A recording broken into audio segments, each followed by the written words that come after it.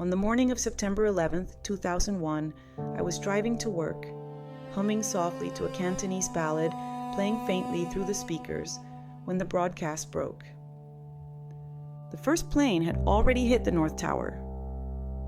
At first, I thought it was a horrible accident, a mechanical failure, a lost signal, something rare and tragic but explainable. I kept my eyes on the road, hands steady on the wheel.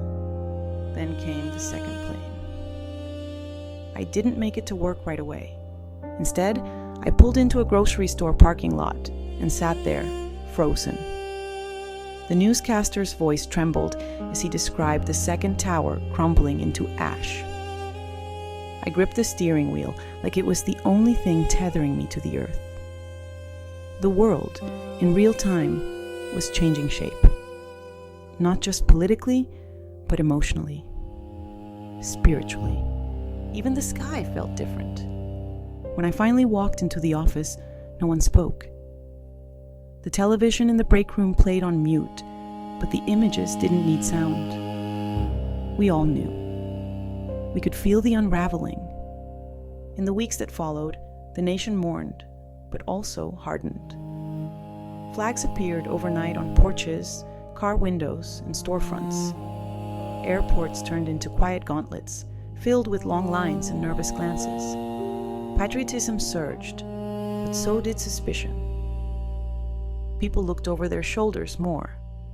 They whispered assumptions into tight corners and flinched at unfamiliar languages. Though the brunt of the backlash fell on Muslim Americans, I couldn't help but notice how quickly difference became danger.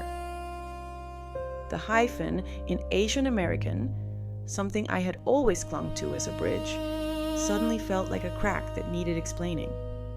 I felt it in the way strangers double-checked my ID. In the hesitation before someone asked, "Where are you from?" but clearly meant, "Why are you here?"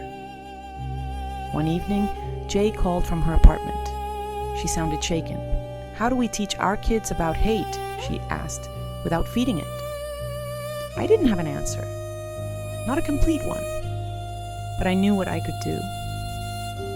I held my grandchildren a little longer when they visited. I whispered lullabies in both English and Cantonese, rubbed their backs as they fell asleep, and leaned close to tell them, again and again, "You are loved. You belong." Not because I thought they would forget, but because I wanted it rooted so deeply inside them that no headline, no slur, no sideways glance could shake it loose. That decade passed like a breath and a storm. By the end of it, I was 59.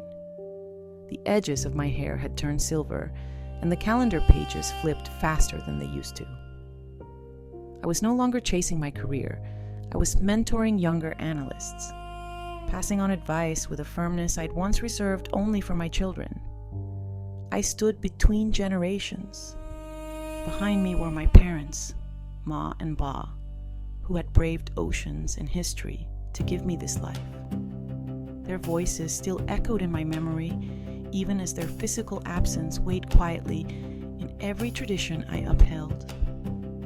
Ahead of me were my grandchildren, Alfonso, Ash, and the ones yet to come, born into a world of infinite connection and overwhelming complexity.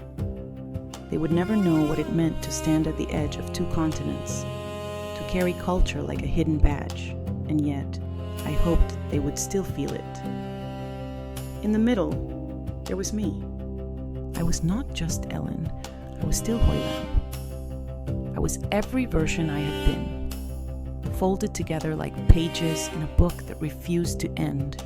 And I had no intention of whispering anymore.